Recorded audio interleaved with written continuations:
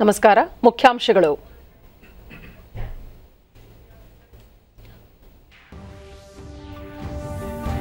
ಸ್ವಾತಂತ್ರ್ಯ ಹೋರಾಟದ ಹೆಗ್ಗುರುತಾದ ಚೌರಿ ಚೌರಾ ಘಟನೆಯ ಶತಮಾನೋತ್ಸವಕ್ಕೆ ಚಾಲನೆ.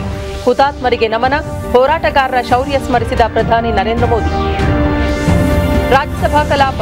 ದೇಶದ ಹಲವು ರಾಜ್ಯಗಳ ನೀರಿನ ಸಮಸ್ಯೆಗೆ ನದಿ ಜೋಡಣೆ ಪರಿಹಾರ. ಮಾಜಿ ಪ್ರಧಾನಿ ಎಚ್ ಡಿ ದೇವೇಗೌಡ.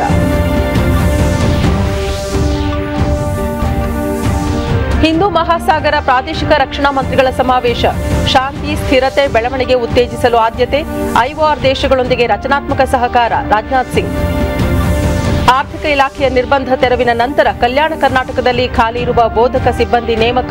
ಸಚಿವ ಎಸ್ ಸುರೇಶ್ ಕುಮಾರ್. ವಾರ್ತೆಗಳ ವಿವರ. ಪ್ರಧಾನಿ ನರೇಂದ್ರ ಮೋದಿ ಉತ್ತರ ಪ್ರದೇಶದ ಗೋರಖ್ಪುರದಲ್ಲಿ ಚೌರಿ ಚೌರಾ ಸ್ವಾತಂತ್ರ್ಯ ಹೋರಾಟದ ಶತಮಾನೋತ್ಸವ ಕಾರ್ಯಕ್ರಮವನ್ನು ವಿಡಿಯೋ ಕಾನ್ಫರೆನ್ಸ್ ಮೂಲಕ ಉದ್ಘಾಟಿಸಿದರು. ಚೌರಿ ಚೌರಾ ಹೋರಾಟದ ಶತಮಾನೋತ್ಸವದ ಸ್ಮರಣಾರ್ಥ ಪ್ರಧಾನಿ ನರೇಂದ್ರ ಮೋದಿ ಅಂಚೆ ಚೀಟಿಯನ್ನು ಬಿಡುಗಡೆಗೊಳಿಸಿದರು.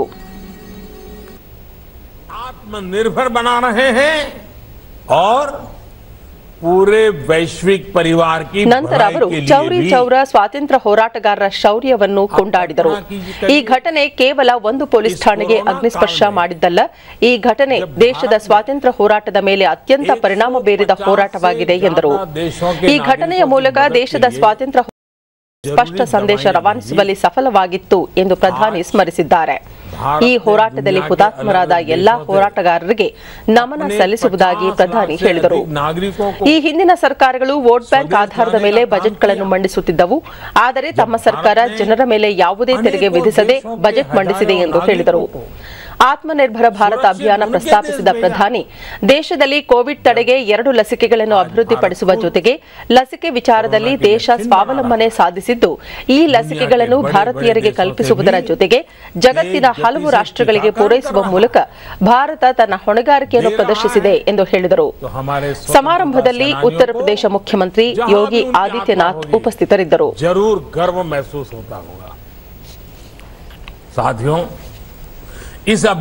ಶತಮಾನೋತ್ಸವ ಸಮಾರಂಭವನ್ನು ಉತ್ತರ ಪ್ರದೇಶದ ಎಲ್ಲಾ 75 ಜಿಲ್ಲೆಗಳಲ್ಲಿ ಆಚರಿಸಲಾಗುತ್ತಿದೆ.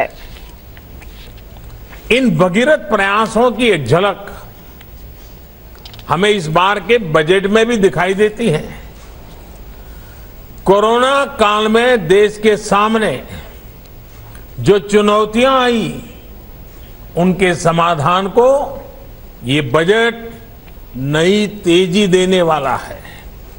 साथियों, बजट के पहले कई दिग्गज ये कह रहे थे कि देश ने इतने बड़े संकट का सामना किया है, इसलिए सरकार को टैक्स बढ़ाना ही पड़ेगा, देश के आम नागरिक पर बोझ डालना ही होगा, नए नए कर जो लगाने ही पड़ेंगे. लेकिन इस बजट में देशवासियों पर कोई बोझ नहीं बढ़ाया गया, बल्कि देश को तेजी से आगे बढ़ाने के लिए सरकार ने ज्यादा से ज्यादा खर्च करने का फैसला लिया है. बाजार बने, इसके लिए 1000 और मंडियों को इनाम से जोड़ा जाएगा. यानी मंडी में जब किसान अपनी फसल बेचने जाएगा तो उसे और आसानी हो जाएगी, वो अपनी फसल कहीं भी बेच सकेगा. इसके साथ ही ग्रामीण क्षेत्र के लिए इंफ्रास्ट्रक्चर फंड को बढ़ाकर 40,000 करोड़ रुपए कर दिया गया है. इसका भी सीधा लाभ जो प्रधानमंत्री स्वामित्व योजना की शुरुआत की है, वो भी देश के गांवों के विकास में अहम भूमिका निभाने वाली है. इस योजना के तहत गांव की जमीनों, गांव के घरों का कागज गांव के लोगों को दिया जा रहा है. जब अपनी जमीन के सही कागज ರಾಷ್ಟ್ರಪತಿ ರಾಮನಾಥ್ ಕೋವಿಂದ್ ಇಂದು ಸಂಜೆ ಬೆಂಗಳೂರಿಗೆ ಆಗಮಿಸಲಿದ್ದಾರೆ. ನಾಳೆ ಯಲಹಂಕ ವಾಯುನೆಲೆಯಲ್ಲಿ ನಡೆಯುತ್ತಿರುವ ಏರೋ ಇಂಡಿಯಾ 2021 ವೈಮಾನಿಕ ಪ್ರದರ್ಶನದ ಸಮಾರೋಪ ಸಮಾರಂಭದಲ್ಲಿ ಅವರು ಪಾಲ್ಗೊಳ್ಳಲಿದ್ದಾರೆ. ಮರುದಿನ ಕೊಡಗು ಜಿಲ್ಲೆಯ ಮಡಿಕೇರಿಗೆ ಭೇಟಿ ನೀಡಲಿರುವ ರಾಷ್ಟ್ರಪತಿ ಜನರಲ್ ತಿಮ್ಮಯ್ಯ ಭವನ ಮತ್ತು ವಸ್ತು ಸಂಗ್ರಹಾಲಯವನ್ನು ಉದ್ಘಾಟಿಸಲಿದ್ದಾರೆ. ಭಾನುವಾರ ಬೆಂಗಳೂರಿಗೆ ಹಿಂತಿರುಗಲಿರುವ ರಾಷ್ಟ್ರಪತಿಗಳು ರಾಜೀವ್ ಗಾಂಧಿ ಆರೋಗ್ಯ ವಿಜ್ಞಾನ ವಿಶ್ವವಿದ್ಯಾಲಯದ ಘಟಿಕೋತ್ಸವದಲ್ಲಿ ಪಾಲ್ಗೊಂಡು ದೆಹಲಿಗೆ ಹಿಂತಿರುಗುವ ಮುನ್ನ ಆಂಧ್ರಪ್ರದೇಶದ ಚಿತ್ತೂರು ಜಿಲ್ಲೆಯ ಮದನಪಲ್ಲಿಗೂ ಭೇಟಿ ನೀಡಲಿದ್ದಾರೆ. ರಾಜ್ಯಸಭೆಯಲ್ಲಿಂದು ರಾಷ್ಟ್ರಪತಿಗಳ ಭಾಷಣದ ಮೇಲಿನ ವಂದನಾ ನಿರ್ಣಯ ಕುರಿತು ಚರ್ಚೆ ಮುಂದುವರೆದಿದೆ. ಚರ್ಚೆಯಲ್ಲಿ ಪಾಲ್ಗೊಂಡು ಮಾತನಾಡಿದ ಜೆಡಿಎಸ್ ವರಿಷ್ಠ ಮಾಜಿ ಪ್ರಧಾನಿ ಎಚ್.ಡಿ. ದೇವೇಗೌಡ, ರೈತರು ಸಮಾಜದ ಬೆನ್ನೆಲುಬು, ಅವರನ್ನು ಸೂಕ್ತವಾಗಿ ಪರಿಗಣಿಸಬೇಕಾಗಿದೆ ಎಂದರು. ಗಣರಾಜ್ಯೋತ್ಸವ ದಿನದಂದು ಕಿಡಿಗೇಡಿಗಳು ನಡೆಸಿದ ಘಟನೆಗಳನ್ನು ಎಲ್ಲಾ ರಾಜಕೀಯ ಪಕ್ಷಗಳು ಖಂಡಿಸಿವೆ. ಈ ಕೃತ್ಯ ಎಸಗಿದವರನ್ನು ಬಂಧಿಸಿ ಶಿಕ್ಷೆಗೆ ಒಳಪಡಿಸಬೇಕೆಂದು ಆಗ್ರಹಿಸಿದರು. ಆದರೆ ರೈತರ ವಿಷಯವನ್ನು ಇದರೊಂದಿಗೆ ತಳುಕು ಹಾಕಬಾರದು, ಘಟನೆಗಳ ವಿಚಾರದಲ್ಲಿ ಒಮ್ಮತದ ನಿರ್ಣಯಕ್ಕೆ ಬರಬೇಕೆಂದು ಹೇಳಿದರು. ರೈತರ ವಿಷಯಗಳಿಗೆ ಸಂಬಂಧಿಸಿದಂತೆ ಕೇಂದ್ರ ಸರ್ಕಾರ, ರಾಜ್ಯ ಸರ್ಕಾರದ ಅಭಿಪ್ರಾಯಗಳನ್ನು ಪರಿಗಣಿಸಬೇಕೆಂದು ಸಲಹೆ ನೀಡಿದರು. ನದಿಗಳ ಜೋಡಣೆ ಕುರಿತಂತೆ ಪ್ರಸ್ತಾಪಿಸಿದ ದೇವೇಗೌಡರು, ಕರ್ನಾಟಕದ ಕಾವೇರಿ ಕಣಿವೆ ಪ್ರದೇಶ ನೀರಿನ ಕೊರತೆ ಎದುರಿಸುತ್ತಿದೆ. ನೀರಿಗಾಗಿ ನೆರೆಹೊರೆ ರಾಜ್ಯಗಳೊಂದಿಗೆ ಕಾನೂನು ಸಮರ ನಡೆಸುತ್ತಿದೆ. ಕಾವೇರಿ ಮಹಾನದಿಗಳ ಜೋಡಣೆ ನೀರಿನ ಸಮಸ್ಯೆಗಳಿಗೆ ಪರಿಹಾರವಾಗಲಿದೆ ಎಂದು ಹೇಳಿದರು. ಇದಕ್ಕೂ ಮುನ್ನ ಚರ್ಚೆಯಲ್ಲಿ ಪಾಲ್ಗೊಂಡಿದ್ದ ಬಿಜೆಪಿಯ ಜ್ಯೋತಿರಾದಿತ್ಯ ಸಿಂಧ್ಯಾ, ಕೊರೋನಾ ಸಾಂಕ್ರಾಮಿಕದಿಂದಾಗಿ 2020ನೇ ವರ್ಷ ದೇಶ ಹಾಗೂ ಜಗತ್ತಿಗೆ ಅತ್ಯಂತ ಸವಾಲಿನ ವರ್ಷವಾಗಿತ್ತು. ಈ ವರ್ಷ ಕೋವಿಡ್ ಸೋಂಕು ಪ್ರಕರಣಗಳು ಇಳಿಮುಖವಾಗುತ್ತಿವೆ. ಇಡೀ ಜಗತ್ತಿನಲ್ಲಿಯೇ ಭಾರತದಲ್ಲಿ ಸೋಂಕಿನಿಂದ ಚೇತರಿಸಿಕೊಂಡವರ ಸಂಖ್ಯೆ ಅತಿ ಹೆಚ್ಚಿನ ಪ್ರಮಾಣದಲ್ಲಿದ್ದು, ಸೋಂಕಿನಿಂದ ಭಾರತದಲ್ಲಿ ಸಾವು ನೋವು ತಗ್ಗಿಸುವಲ್ಲಿ ಸರ್ಕಾರ ಕೈಗೊಂಡ ಸಕಾಲಿಕ ಕ್ರಮಗಳು ಕಾರಣವಾಗಿವೆ. ಪ್ರಧಾನಿ ನರೇಂದ್ರ ಮೋದಿ ಹಾಗೂ ಕೇಂದ್ರ ಸರ್ಕಾರ ಕೈಗೊಂಡ ಕ್ರಮಗಳು ದೇಶದಲ್ಲಿ ಸಾಂಕ್ರಾಮಿಕವನ್ನು ತಗ್ಗಿಸುವಲ್ಲಿ ನೆರವಾಗಿವೆ. ಕೊರೋನಾ ನಂತರ ಭಾರತ ಬೂದಿಯಿಂದ ಮತ್ತೆ ಮೇಲೇಳುವ ಫಿನಿಕ್ಸ್ನಂತಾಗಲಿದೆ ಎಂದು ಆಶಯ ವ್ಯಕ್ತಪಡಿಸಿದರು. 6 or 7 districts. I am not going to name the districts. There is so much problem for the drinking water. They are struggling. RJD ಸದಸ್ಯ ಮನೋಜ್ ಕುಮಾರ್, ಪಶ್ಚಿಮ ಬಂಗಾಳದ ನಾಮಕರಣ ಸದಸ್ಯ ಸಪ್ಪನ್ ದಾಸ್ ಗುಪ್ತಾ, ಆಂಧ್ರಪ್ರದೇಶದ ಕನಕಮೇಡಲ ರವೀಂದ್ರ ಕುಮಾರ್, ಕಾಂಗ್ರೆಸ್ನ ದಿಗ್ವಿಜಯ್ ಸಿಂಗ್, ಟಿಎಂಸಿಯ ಡೆರಿಕ್ ಒಬ್ರಿಯಾನ್ ವಂದನಾ ನಿರ್ಣಯದ ಮೇಲಿನ ಚರ್ಚೆಯಲ್ಲಿ ಪಾಲ್ಗೊಂಡಿದ್ದರು. I am so happy my colleague has given some time. You have taken the I am watching. I don't want to further encroach upon the time of our friends on both sides. With these words, I would like to conclude. Thank you very much. Thank you, Honourable Member. Hindu ಮಹಾಸಾಗರ ಪ್ರಾದೇಶಿಕ ರಕ್ಷಣಾ ಸಚಿವರ ಸಮಾವೇಶ ಬೆಂಗಳೂರಿನಲ್ಲಿಂದು ನಡೆಯಿತು. ಈ ಸಭೆಯು ಸದಸ್ಯ ರಾಷ್ಟ್ರಗಳೊಂದಿಗಿನ ವ್ಯಾಪಾರ ಹಾಗೂ ಸಹಕಾರ ಸಂಬಂಧವನ್ನು ಇನ್ನಷ್ಟು ಬಲಗೊಳಿಸಲು ಸಹಕಾರಿಯಾಗಲಿದೆ. ಸಮಾವೇಶದಲ್ಲಿ ಪಾಲ್ಗೊಂಡು ಮಾತನಾಡಿದ ರಕ್ಷಣಾ ಸಚಿವ ರಾಜನಾಥ್ ಸಿಂಗ್, ಭಾರತ ಬೃಹತ್ ದೇಶವಾಗಿದ್ದು 7,600 ಕಿಲೋಮೀಟರ್ ಕರಾವಳಿಯನ್ನು ಹಿಂದೂ ಮಹಾಸಾಗರದ ಪ್ರದೇಶದಲ್ಲಿ ಹೊಂದಿದೆ. ಈ ಪ್ರದೇಶದ ಎಲ್ಲಾ ದೇಶಗಳೊಂದಿಗೆ ಶಾಂತಿಯುತ ಹಾಗೂ ಸಮೃದ್ಧ ಸಹ ಅಸ್ತಿತ್ವಕ್ಕಾಗಿ ಸಕ್ರಿಯ ಪಾತ್ರವನ್ನು ಭಾರತ ವಹಿಸುತ್ತಿದೆ ಎಂದು ಹೇಳಿದರು. ಹಿಂದೂ ಮಹಾಸಾಗರ ವಲಯದಲ್ಲಿ ಶಾಂತಿ, ಸ್ಥಿರತೆ ಮತ್ತು ಸಮೃದ್ಧಿಯ ಬೆಳವಣಿಗೆ ಉತ್ತೇಜಿಸುವುದು ಈ ಸಭೆಯ ಉಪಕ್ರಮವಾಗಿದೆ. ಏರೋ ಇಂಡಿಯಾ 2021ರ ಅಂತಾರಾಷ್ಟ್ರೀಯ ಕಾರ್ಯಕ್ರಮದ ಭಾಗವಾಗಿ ಐಆರ್ಒ ದೇಶಗಳ ಸಮಾವೇಶ ಆಯೋಜಿಸಿರುವುದು ಸಾಮಾನ್ಯ ಬೆಳವಣಿಗೆ ಮತ್ತು ಸ್ಥಿರತೆಯ ದೃಷ್ಟಿಗೆ ಭಾರತ ಹೊಂದಿರುವ ಮಹತ್ವವನ್ನು ಬಿಂಬಿಸುತ್ತದೆ. ಹಾಗೆಯೇ ಐಒಆರ್ ದೇಶಗಳೊಂದಿಗೆ ರಚನಾತ್ಮಕವಾಗಿಯೂ ತೊಡಗಿಕೊಳ್ಳುತ್ತದೆ ಎಂದು ಹೇಳಿದ್ದಾರೆ.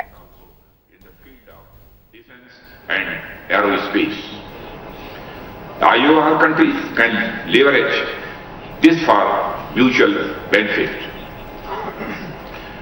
In consonance with the Honorable Prime Minister's vision of Sagar, which stands for security and growth of all in the region, and neighborhood first and also act east policy, India has adopted a cooperative approach by helping to build capacity of a partner country by providing Indian-made ships, maritime aircraft, and setting up a coastal surveillance radar system.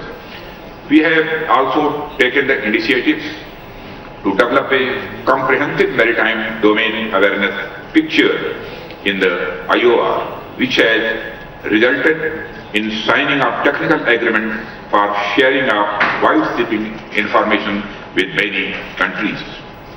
Friends, as we all know, the IOR and its hinterland generally from the locus of the world's natural disasters such as earthquakes, cyclones and tsunamis and floods. India has always been at the forefront of humanitarian assistance and disaster relief. Non-combatant evacuation and search and rescue operations in the maritime neighborhood. We are proud to have been the first responder in numerous instances of unfortunate natural disasters in the region.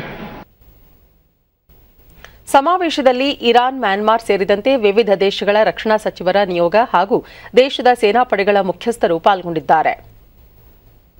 Kalyana Karnataka ಭಾಗದಲ್ಲಿ ಖಾಲಿ ಇರುವ ಉಪನ್ಯಾಸಕರ ಹುದ್ದೆಗಳನ್ನು ಆರ್ಥಿಕ ಇಲಾಖೆ ನಿರ್ಬಂಧ ತೆರವುಗೊಳಿಸಿದ ನಂತರ ನೇಮಕಾತಿಗೆ ಕ್ರಮ ಕೈಗೊಳ್ಳಲಾಗುವುದು ಎಂದು ಪ್ರಾಥಮಿಕ ಮತ್ತು ಪ್ರೌಢಶಿಕ್ಷಣ ಸಚಿವ ಎಸ್ ಸುರೇಶ್ ಕುಮಾರ್ ವಿಧಾನಸಭೆಯಲ್ಲಿಂದು ತಿಳಿಸಿದರು.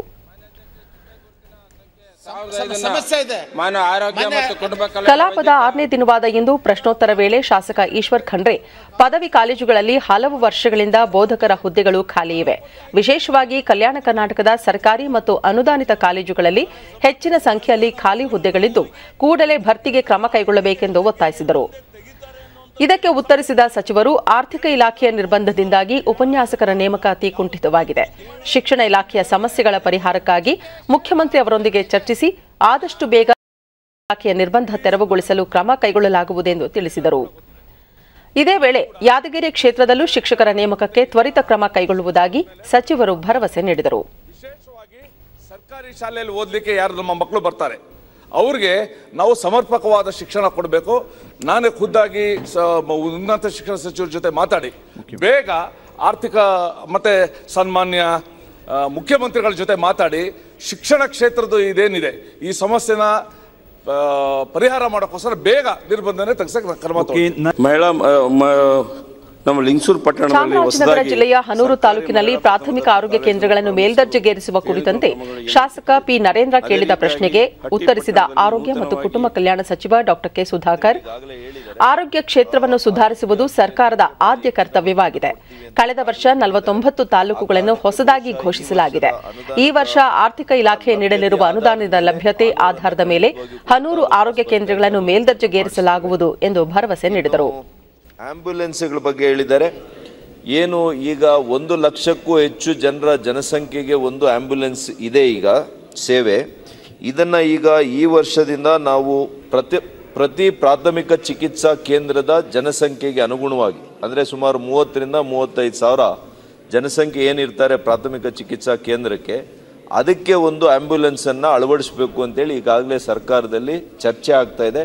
ಬಹುಶಃ ಇದಾದರೆ ನಿಮಗೆ ಇನ್ನೂ ಕೂಡ 3 ಅಲ್ಲ 6 ಆಂಬ್ಯುಲೆನ್ಸ್ಗಳು ಆ ತಾಲೂಕಿಗೆ ಬರುವಂಥ ಒಂದು ಅವಕಾಶಗಳಿದ್ದಾವೆ. ಮಾನ್ಯ ಅಧ್ಯಕ್ಷ, ಬೆಳೆ ಹಾನಿ ಬಗ್ಗೆ ಈಗಾಗಲೇ ವನ್ಯಜೀವಿಗಳಿಂದ ಬೆಳೆ ಹಾನಿಗೆ ಪರಿಹಾರ ಒದಗಿಸುವಂತೆ ಶಾಸಕರ ಪ್ರಶ್ನೆಗಳಿಗೆ ಉತ್ತರಿಸಿದ ಅರಣ್ಯ ಸಚಿವ ಅರವಿಂದ್ ಲಿಂಬಾವಳಿ, ಈ ತಂತ್ರಾಂಶದ ಮೂಲಕ ಪರಿಹಾರ ನೀಡಲು ಚಿಂತನೆ ನಡೆಸಲಾಗುತ್ತಿದೆ.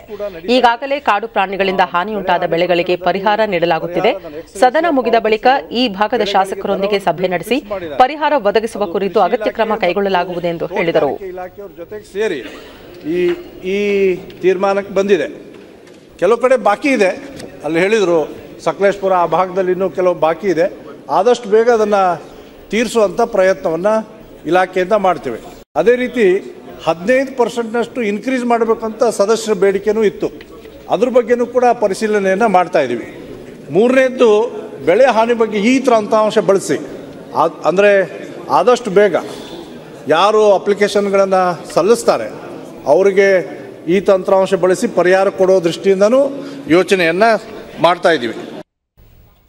ಕೈಗಾರಿಕಾ ಸ್ನೇಹಿ ಆಡಳಿತಕ್ಕೆ ರಾಜ್ಯ ಸರ್ಕಾರ ಒತ್ತು ನೀಡಿದ್ದು ವೈಮಾನಿಕ ಕ್ಷೇತ್ರ ಸೇರಿದಂತೆ ಕೈಗಾರಿಕಾ ಕ್ಷೇತ್ರದಲ್ಲಿ ಹೂಡಿಕೆಗೆ ಲಭ್ಯವಿರುವ ಅವಕಾಶಗಳನ್ನು ಸಮರ್ಥವಾಗಿ ಬಳಸಿಕೊಳ್ಳುವಂತೆ ಕೈಗಾರಿಕೋದ್ಯಮಿಗಳಿಗೆ ಬೃಹತ್ ಮತ್ತು ಮಧ್ಯಮ ಕೈಗಾರಿಕಾ ಸಚಿವ ಜಗದೀಶ್ ಶೆಟ್ಟರ್ ಕರೆ ನೀಡಿದ್ದಾರೆ. ಬೆಂಗಳೂರಿನ ಯಲಹಂಕ ವಾಯುನೆಲೆಯಲ್ಲಿ ಆಯೋಜಿಸಲಾಗಿರುವ ಏರೋ ಇಂಡಿಯಾ 2021 ವೈಮಾನಿಕ ಪ್ರದರ್ಶನದ ಭಾಗವಾಗಿ ವೈಮಾನಿಕ ಹಾಗೂ ರಕ್ಷಣಾ ಕ್ಷೇತ್ರದಲ್ಲಿರುವ ವಿಪುಲ ಅವಕಾಶಗಳ ಕುರಿತು ಸಭೆಯಲ್ಲಿ ವಿವರಿಸಿದ ಸಚಿವರು, ರಾಜ್ಯದಲ್ಲಿ ಹೂಡಿಕೆಗೆ ಸ್ನೇಹಪರವಾದ ಸಾಮಾಜಿಕ ಮೂಲಭೂತ ಸೌಕರ್ಯಗಳನ್ನು ಸರ್ಕಾರ ಕಲ್ಪಿಸಿದೆ. ಹೂಡಿಕೆ ಉತ್ತೇಜಿಸಲು ಹಲವು ಸುಧಾರಣಾ ಕ್ರಮಗಳನ್ನು ಕೈಗೊಳ್ಳಲಾಗಿದೆ. ಕೈಗಾರಿಕಾ ಸುಸ್ಥಿರ ಬೆಳವಣಿಗೆಗೆ ನೀತಿ ನಿಯಮಗಳನ್ನು ರೂಪಿಸಲಾಗಿದೆ.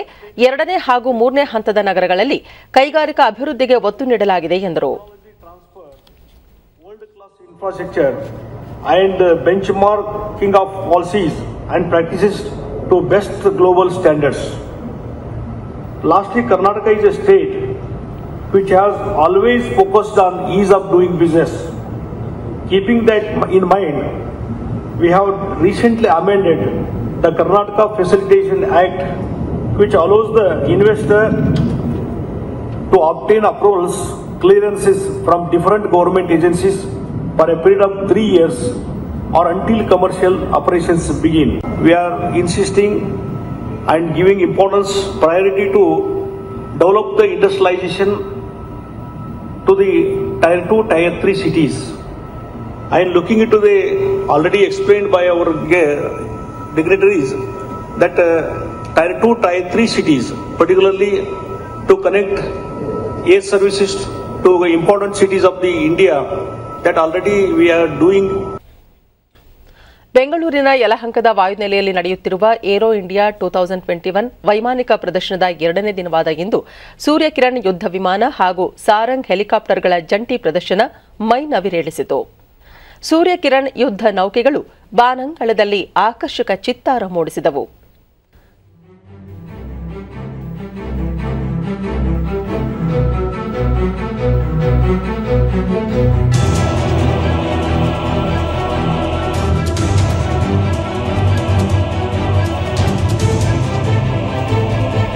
ಆತ್ಮನಿರ್ಭರ್ ಭಾರತ್ ಅಭಿಯಾನದಡಿ ದೇಶೀಯವಾಗಿ ಅಭಿವೃದ್ಧಿಪಡಿಸಿರುವ ತೇಜಸ್ ಲಘು ಯುದ್ಧ ವಿಮಾನ ಆಕರ್ಷಣೆಯ ಕೇಂದ್ರಬಿಂದುವಾಗಿತ್ತು. ಕ್ಷಣಾರ್ಧದಲ್ಲಿ ಮುಗಿಲೆತ್ತರಕ್ಕೆ ಚಿಮ್ಮುವ ತೇಜಸ್ ತಲೆ ಕೆಳಗಾಗಿ ಎಡ ಮತ್ತು ಬಲಕ್ಕೆ 4 ಬಾರಿ ಪಲ್ಲಟಗೊಂಡು ಶರವೇಗದಲ್ಲಿ ಚಲಿಸುವ ಸಾಹಸ ಪ್ರದರ್ಶನ ಪ್ರೇಕ್ಷಕರ ಗಮನ ಸೆಳೆಯಿತು.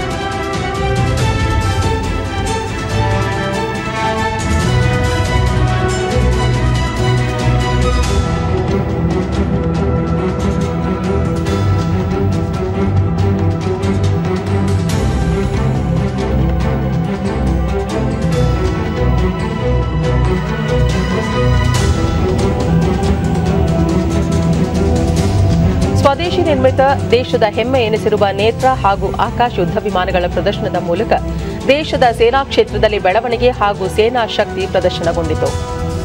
ಆಗಸದಲ್ಲಿಯೇ ಇಂಧನ ತುಂಬುವ ಸಾಮರ್ಥ್ಯವನ್ನು ನೇತ್ರ ಯುದ್ಧ ವಿಮಾನ ಹೊಂದಿದ್ದು ರಕ್ಷಣಾ ಕ್ಷೇತ್ರದಲ್ಲಿನ ಸ್ವಾವಲಂಬನೆಯನ್ನು ಸಾದರಪಡಿಸಿತು.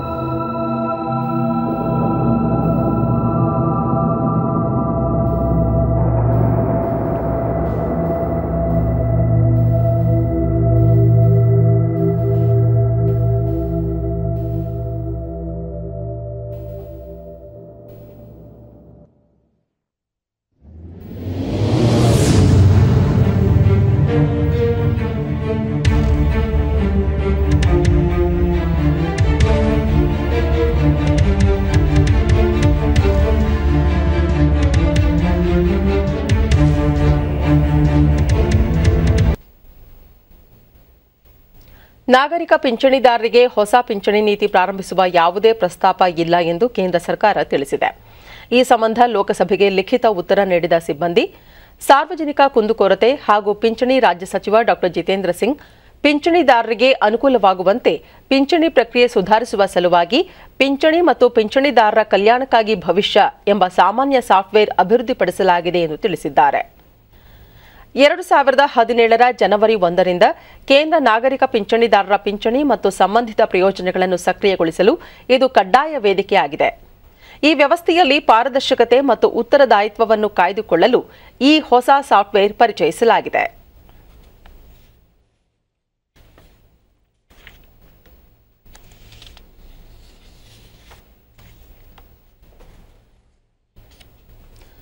ದೇಶದಲ್ಲಿ ಕಳೆದ 24 ಗಂಟೆಗಳಲ್ಲಿ ಹೊಸದಾಗಿ 12,899 ಕೊರೋನಾ ಸೋಂಕು ಪ್ರಕರಣಗಳು ದೃಢಪಟ್ಟಿವೆ.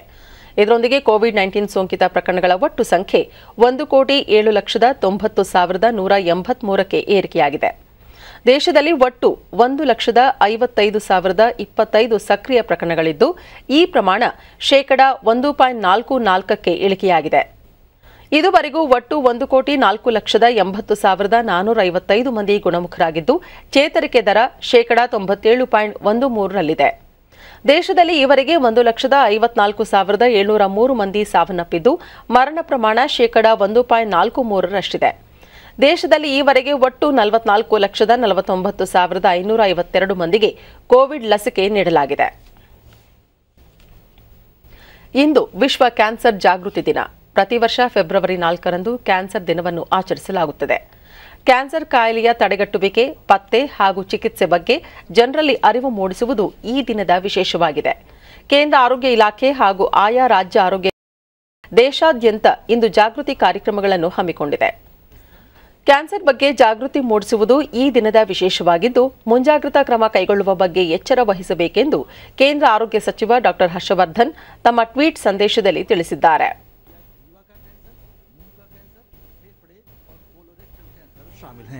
कैंसर रोगों के समूह का सामान्य नाम है, जिसमें शरीर के भीतर कुछ कोशिकाएं किसी कारण अनियंत्रित होकर बढ़ती हैं। अनुपचारित कैंसर शरीर के अन्य हिस्सों में फैलता है, जिसकी वजह से गंभीर रोग, विकलांगता और मृत्यु हो सकती है। तंबाकू और अल्कोहल का सेवन, अस्वास्थ्यकर आहार और शारीरिक निष्क्रियता कैंसर के प्रमुख जोखिम के कारक हैं। लक्षणों की बात की जाए,